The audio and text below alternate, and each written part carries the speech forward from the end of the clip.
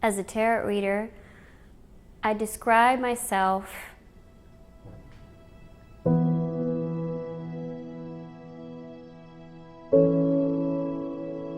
Hello and welcome. This is my first episode on my YouTube channel. My name is Fedra. I'm a Chicagoan. I'm a singer and songwriter, and I'm also a tarot reader. I'm doing tarot locally in St. Louis. I've lived in St. Louis for the last 3 years now.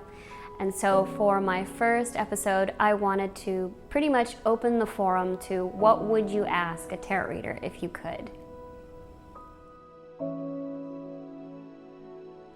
So tarot means to me a discussion between the physical realm and the spiritual realm. I've described that when you put down the cards and you are ready to ask a specific question, it is almost like the person is looking into the river at their reflection, and the reader is also looking.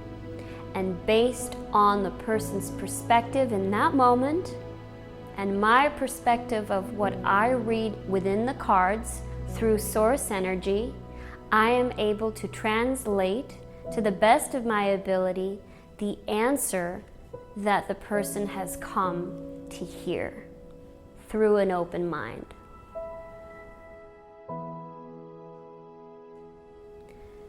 So I began studying tarot when I was 15.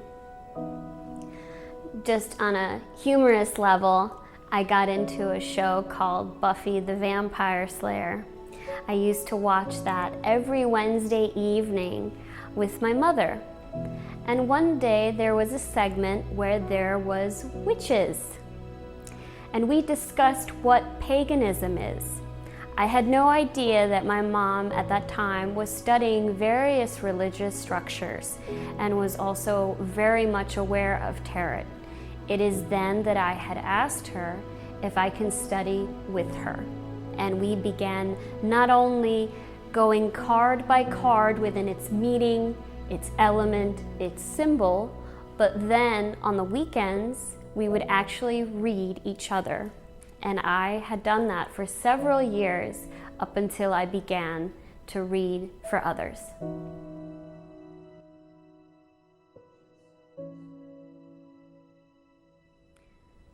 Well, when you are going to have a tarot reading done, I would advise to the best of your ability to have no expectation.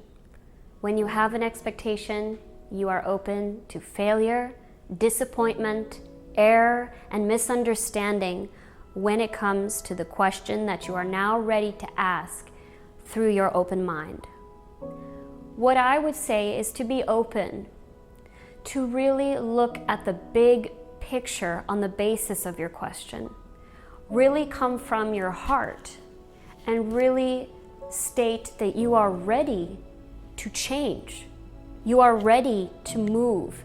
You are ready to face the obstacle, whatever it is, when you ask that question.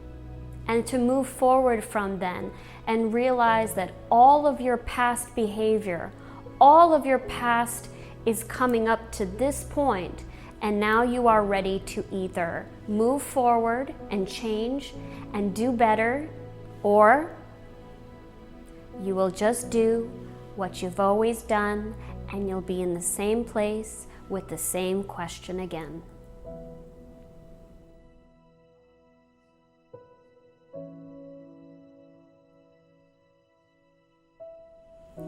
In my opinion, when you go to seek a tarot reader, I generally state in my 30 minutes to an hour sessions that those questions are going to come up to 3 to 6 months.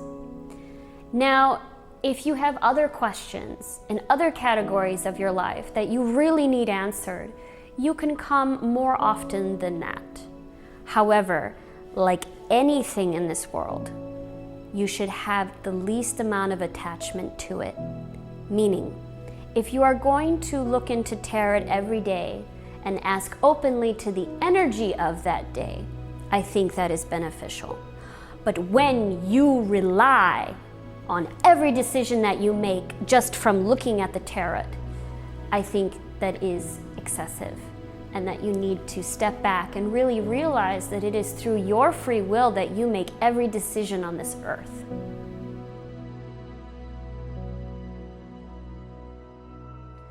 I have quite the collection of decks. I think every tarot reader would agree that when you feel the energy of every deck and you see how many beautiful artists out there, and I will take the time right now to thank every person that has made a tarot deck. They are just so beautiful and so many different energies that it's very hard to choose. So for me, the one that I learned through the most were two different ones. One was the Rider-Waite deck, which is a replica of the Gypsy cards.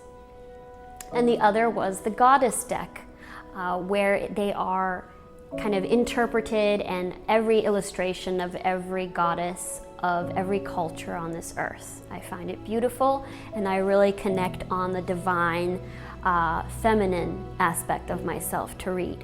But I have various decks from there. I just purchased the Wild Unknown deck, which I love very much.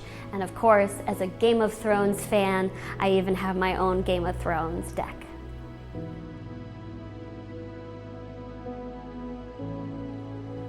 For tarot, it is a challenge when you are a person that is very down to earth, very stubborn in myself, of wanting structure, of wanting answers, wanting things to be black and white.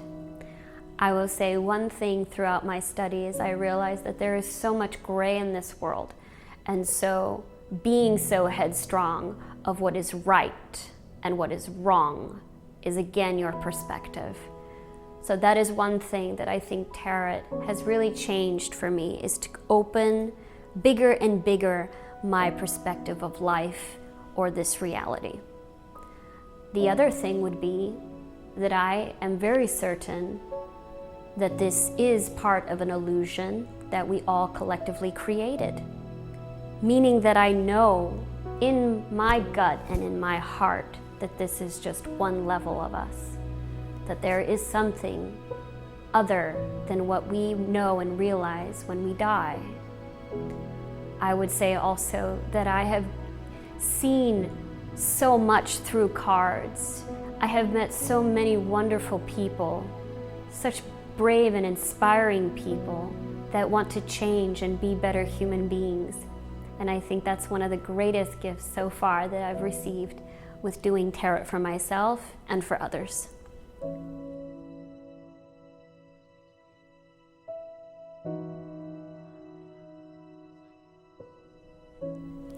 A psychic will use various techniques. They will not necessarily use cards at all. A tarot reader reads from the deck based on those cards, which is major and minor arcana within those cards.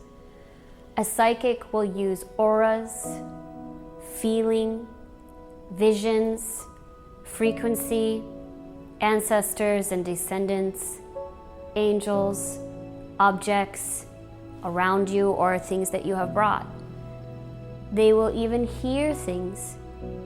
They may see orbs or colors.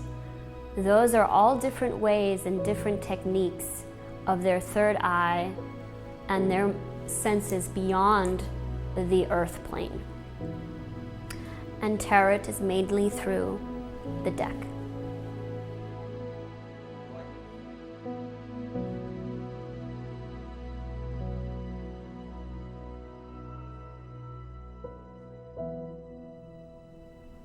They do not understand the difference, because some do both, and they can do both. Some don't understand the process of studying tarot, meaning you are studying the card and the card's meanings and how each card is connected and how overall it paints a picture toward that question. Whereas a psychic, again, is using energy and various other things to feel and predict what is happening in that person's life or what will happen. Either one is still a translation or a perspective based on that person.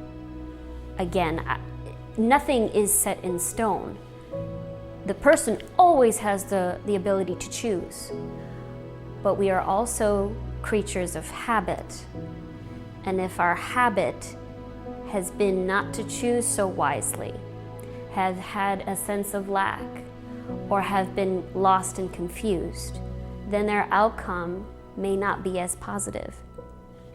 If they are again ready to change that habit, to pursue and be persistent, then their outcome may be different.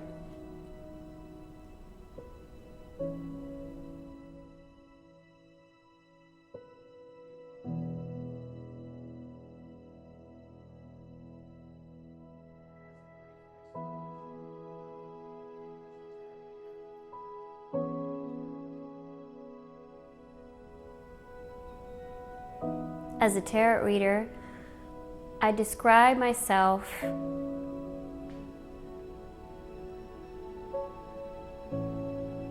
as a gifted human being that has studied tarot, has the ability to feel as an empath, to be able to connect to the person in front of me while translating the cards to answer whatever question that they need answered.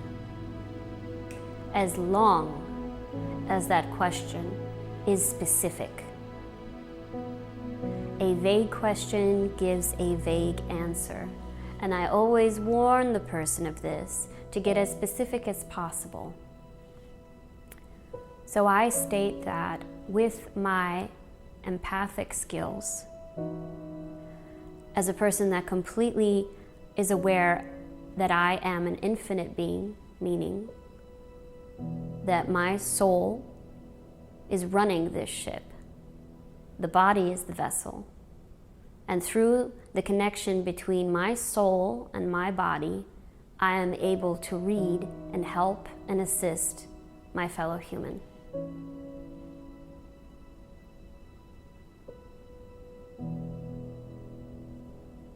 I wish to convey this also in my art, in my music. For music is also frequency. Music is also healing. Music is also changing. And depending on the energy that the musician or artist brings, they too heal on a magnitude level when there is a big enough crowd. But it also takes the intention of the performer. And so since I am on a soul level, I choose to do soul music. It is why I say that category.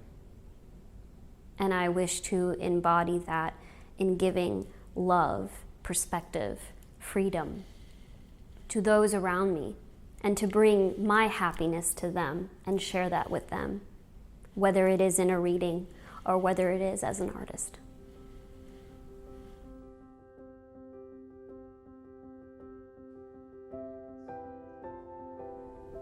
You study tarot, and you can do this alone, and you can do this with a mentor. I feel it is best to begin alone by learning each card, by reading to yourself every day, by asking the universe what is the energy like, and pulling one card, pulling two cards, pulling three cards. See how each connect to each other. Really memorizing the suit and what does the suit mean. Memorizing what the major arcana is. When I say major arcana, those are the cards that are in every movie. The death card, the tower, the hangman. Everyone knows them. The high priestess, the devil. Once you are able to do that and you can move into mentorship, you can then read to another person that is just as knowledgeable and can correlate the perspective back and forth. Then that is an exchange of energy back and forth. Not only are you learning to read, but you are also learning how to read the person's energy. and you must be protective of yours, as well as acknowledging the other. And then from there, when you feel you are ready, you can read for others. But that doesn't necessarily mean that you ever have a desire to read for someone else. You may just solely read for yourself and your family. If it works for you and it helps you in any way to move forward in your life, do it. If it doesn't resonate with you or you don't have that pull or feeling, then don't do it.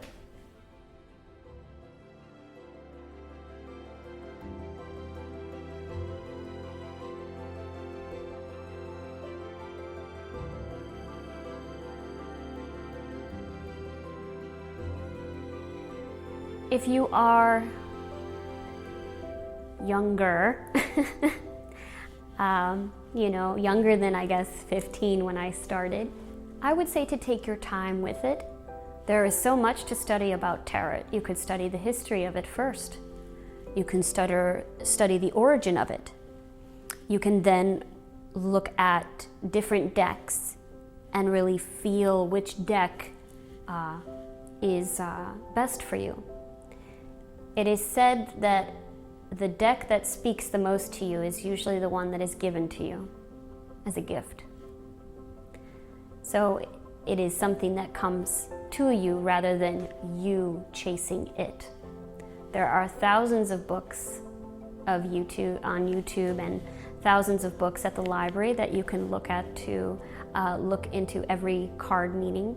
There's different spreads that you can design. But I would say when you are younger than 15, you should look at your instinct. Listen to your intuition. What does the card say to you? Analyze what is your intention with tarot. Why do you want to do tarot? What is the desire there? What is that you're seeking? And then move from there on a very organic basis. Go into nature, meditate and ask. And ask for the cards to come to you. And chances are, within a week or so, a month or so, a year or so, somehow you will see signs of tarot coming to you.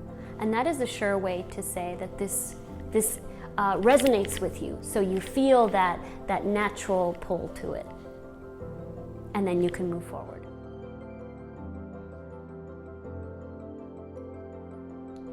My interpretation of meditation is to sit or lie in a particular space that you find comfortable and silent, where you will connect to source.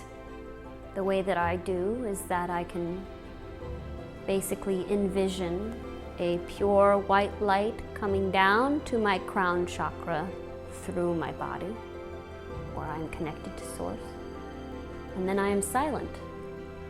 And I clear my mind to the best of my ability for as long as a period as I can, whether that is 5 minutes, 10 minutes, or a half hour. And every time I see a thought come into my brain, I pull it away and go back. And it is a way to get as inside as possible, going inward in a quiet space.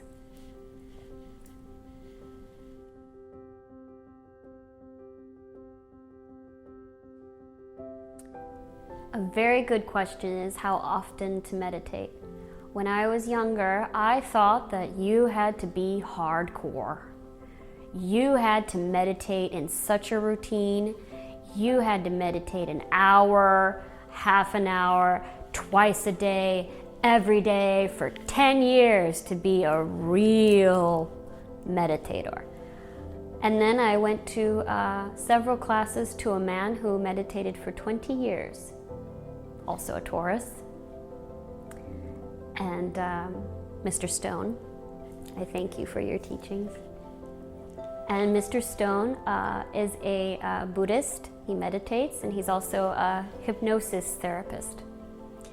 And he told me to do it 10 to 20 minutes a day if you can, or whenever you find the time. The goal is consistency, but it is consistency to you, not a structure. You create the structure, you create the routine. If you have 10 minutes in between your job, put in the headphones and meditate. You can meditate with music, calm music, or no music. But it's really the consistency that he described that really touched me, because so many say a particular way to do this and you get this outcome. Well, what about thousands of people that do it and don't have that outcome? There's not one way to do everything. So I would say it's a very intuitive thing, and it will take practice. We are in the most distracting time of our age. We are lucky if we can sit down and eat our meal in peace and actually chew, to the point to find a day to sit down and quiet and relax our entire body. So I will not sell that it's easy. It's simple, but it's not easy. So I would say to be loving to yourself. Give yourself that time and do it in a consistent way, the best that you can. And it will come.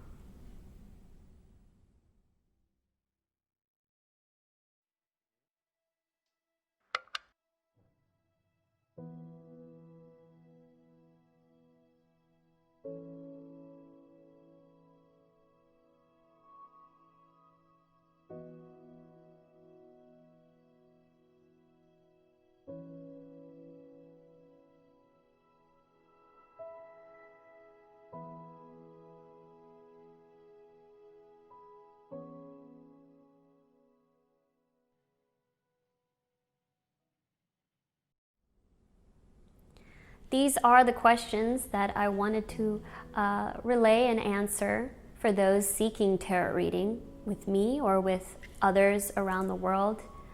Again, I thank all of them that have still up to this day have done tarot. If you do not know, tarot is over 600 years old. So it is continuing on even in this modern day life.